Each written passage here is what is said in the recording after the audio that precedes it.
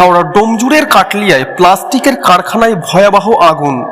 কারখানাটিতে প্রচুর পরিমাণ প্লাস্টিক মজুদ থাকার জন্য খুব দ্রুত আগুন গোটা কারখানায় ছড়িয়ে পড়ে। ঘটনাস্থলে পৌঁছায় দমকলের দুটি ইঞ্জিন। প্রাথমিকভাবে অনুমান করা হচ্ছে শর্ট সার্কিটের জন্য এই আগুন লেগেছে।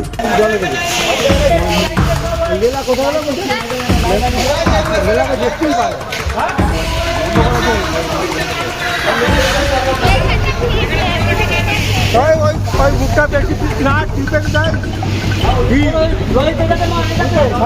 মুখটা বেশি ধরে রাখতে পারে বেশি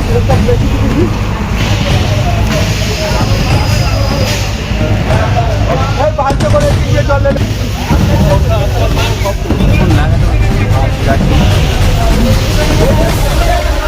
এখন সরকারে এখন লাগানো হবে না জল